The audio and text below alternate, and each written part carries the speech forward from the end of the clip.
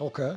Right, I think we'll flip over now. I tell you what, I referenced it earlier, but let's just do it. Let's talk about BDS. First of all, nobody had BDS being #1 team in the league after 2 weeks. I had them at 5th. That's why I say I have to give up props. And then also, I absolutely thought without Crowley, this team would be one of the teams that collapsed and came 8th or something like that. I thought that's the sort of territory they'll be in. Like, they'll be less relevant. Or I can't remember. I'd have to look up the list. Maybe I had them 7th or something. It was around that area though. I definitely had them way lower than they are now. The problem I have is this. When I watch this team, like I said, it's actually the opposite of Carmine Corp, funnily enough. Like, almost everyone I'll give props on some level. Like, if some people mad props. Like, I'll tell you what, even though I am obviously incredibly critical of this person, and as a person, I think he's a shitter, I tell you what, Adam has actually played fucking really well so far. And I tell you what, it's not like all these champions, it's not like Worlds guys. Not all of these picks are super meta and super duper good. He's just playing them, he's just forcing them in, and he's making it work. Yeah. And that's why one of the other people I always give credit to is the coaching staff of this team. Dude, they so clearly do understand the weaknesses of these players, and sort of they must have some sort of protocols in place as to how they play, because I refuse to believe this is just like solo queue playing, and just 5 players play and then they do these moves. Like, the joke is, Adam on any other team maybe would be alive. He isn't on this team. Somehow they actually make it work. And the thing I'll throw to you is, I want for you to take this up, is this is where, when fans think that on Reddit we can just draft without knowing what's going on, we can't, because everyone thinks they know how they draft against Adam. Everyone thinks they'd shut him out. You can tell, dudes, the best teams in the world have tried this now. Something about how they set up, whether he's on the pick that he forces or whether he gets pushed off it, they're just so good at responding, because they obviously know this is the #1 point of attack. And so I want to say, how can they keep getting away with it? But after this many splits, I have to just give it up. They know what they're doing. They've made this work.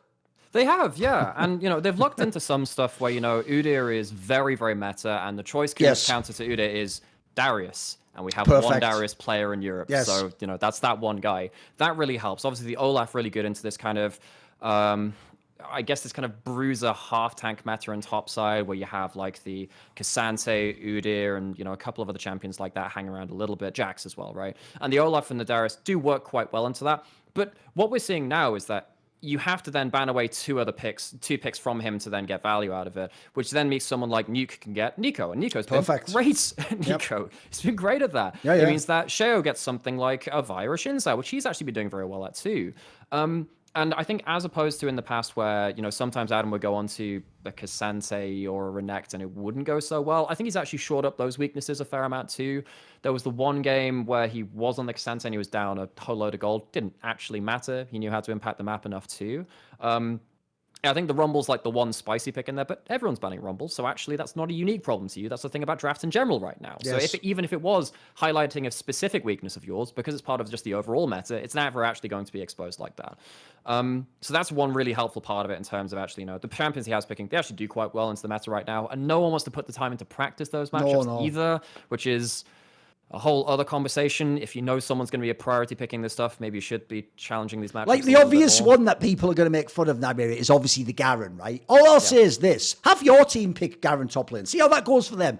See if it's as easy as you think. Because, by the way, that not only requires him to actually play fairly, like, within his limits, but the team especially has to really know how to play around that, or it's going to do nothing.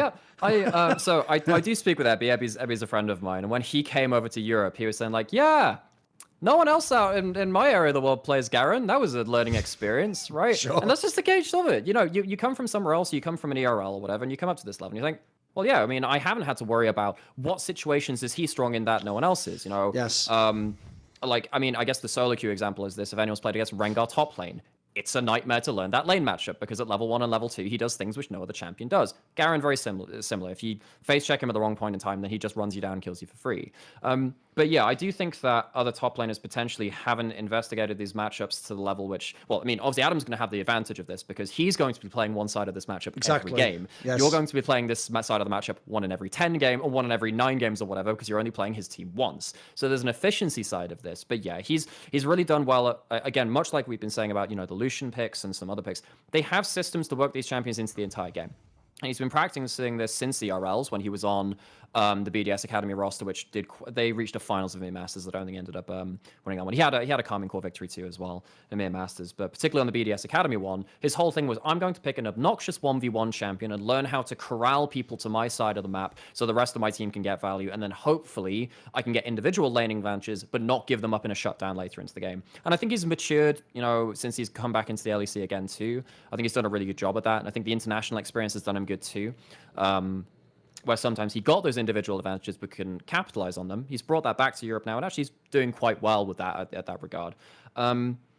In regards to the rest of BDS, you know, what helps him find this really well, though, is the fact that I think that Labrov and Sheo have had a hell of a split so far. Sheo's been a bit more inconsistent, but if you look at Labrov's Blitzcrank games, this dude is really feeling it. If you look at the difference between, like, this split and, well, hell, even Summer he did well last year, but don't get me wrong. It feels like Labrov is on the form of his career right now.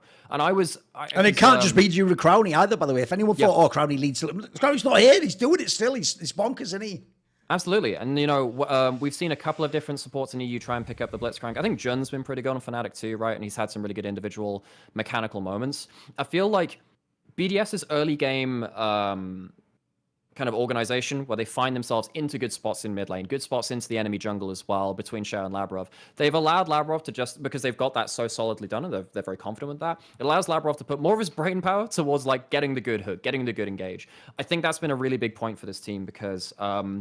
when you're playing with someone like Ice instead of Crownie as well, the best thing you can do as an AD carry is wait for the other people to make the play, and you just use your stats appropriately. It's one of the easiest roles to slot into like that. Now, I think Crownie had the advantage over Ice, where he would be the one to actually make the play as the AD carry on something like the Zeri, where he'd get a hop over the wall and he'd manage to get some really good damage like that. Kaiser as well. We saw some games in, you know, World's Play-ins and elsewhere where he had some really good value about that. But if you're just playing around AD carry, just a plug-and-play stat stick, this style of play has worked really well for them. So yeah, I think between Sheo and Labrov, don't get me wrong, Sheo's been caught out in the enemy jungle some random times, but on the whole, jungle support's been doing a lot of good work for setting up the other players to wait for the first play to be made, and then someone like Ice or Nuke can then make the follow-up play to make something really really happen. Yeah, they've performed well above my expectations for this split. I thought they'd be 5th or so. They are clearly better than that.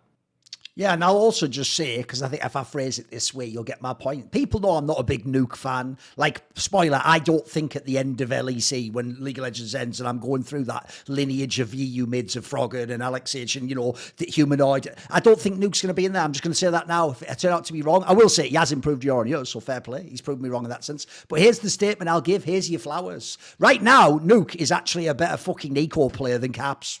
Oh, hugely so. I know that sounds mental, but that's true right now. It just is. Yeah, and a lot of that is... so I think I brought this up in regards to Genji and Chovy. It's a bit of a weird abstract argument in regards to this.